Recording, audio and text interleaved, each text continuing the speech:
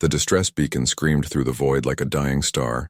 Kavan wiped grease from his hands and squinted at the readout on his salvage vessel's console. 3 days out from the nearest station, and someone was calling for help in a sector that wasn't supposed to have any traffic. He should have ignored it. Should have kept flying toward his payday, but Kevin had never been good at should. The wreckage hung in space like a broken promise, what had once been a sleek, diplomatic cruiser now reduced to twisted metal and venting atmosphere. He maneuvered his battered ship alongside, magnetic clamps engaging with a hollow thunk that echoed through both vessels. "Hello?" He called into the darkness, his helmet light cutting through smoke and debris. "Anyone alive in here?" A cough answered him. Then a voice strained but defiant. "Here, in the aft section." He found her pinned beneath a collapsed bulkhead, purple blood seeping from a gash above her eye. Even covered in soot and injury, she was striking. Her skin shimmered with an iridescent quality, and her eyes held galaxies he'd only read about in Federation databases. "Hold still," Kevin said, bracing his boots against the deck. "This is going to hurt." "Everything hurts," she replied.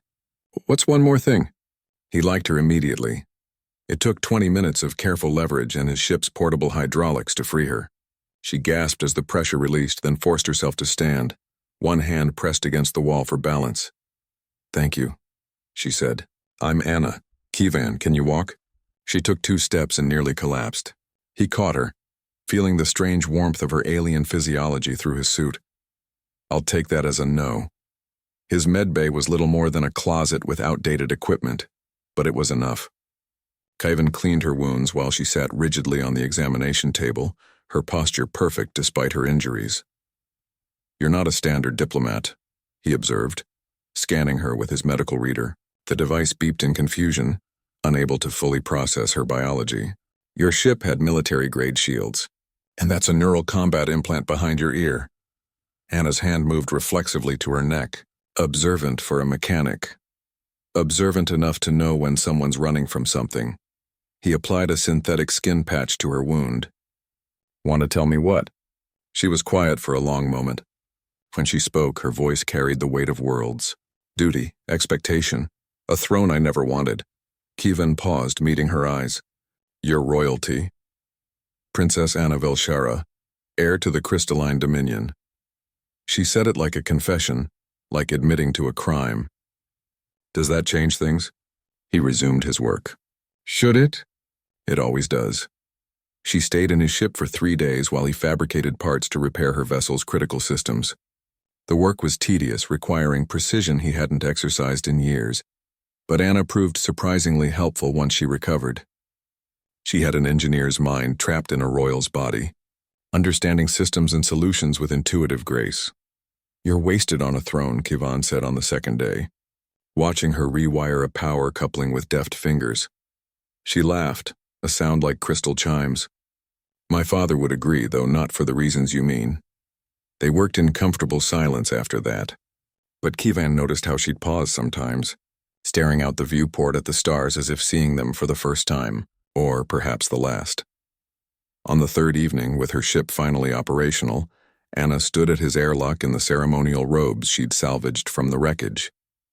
They were magnificent, flowing fabric that shifted colors like nebulae, embedded with gems that held captured starlight. She looked every inch the princess. She looked miserable. "Kevin," she said softly, "can I ask you something?" "Sure." Her hands moved to the clasps of her robe. "Will you stay if I take off my royal costume?" He understood what she was really asking. "Anna, I'm supposed to return home for my coronation ceremony," she continued, her voice steady but her eyes betraying her desperation. "I'm supposed to marry a prince I've never met, rule planets I've never visited, and smile while my life becomes a performance for billions." She removed the outer robe, letting it pool at her feet.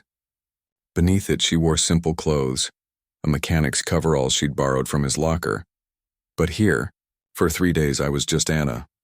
Just someone who could rewire circuits and argue about fusion core efficiency, and laugh without wondering how it would look in tomorrow's news feeds. She stepped closer. "So I'm asking, if I'm not a princess, if I'm just me, would you want me to stay?"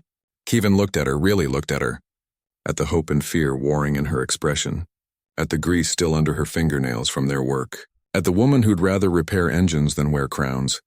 "Anna," he said carefully. I'm a salvage mechanic with a ship held together by spite and improvisation. I've got 14 credits to my name and warrants in 3 systems. I can't offer you anything. You're offering me a choice, she whispered. That's everything.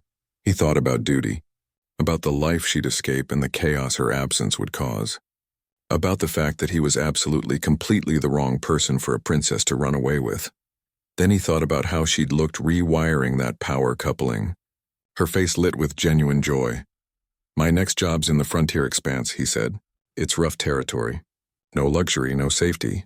Just open space and whatever work we can find. Anna smiled, and it was like watching a star being born. That sounds perfect. She kicked the royal robes aside and took his hand. Behind them, her diplomatic ship's automated systems engaged, setting a course back to her homeworld with a prepared message of regret and abdication.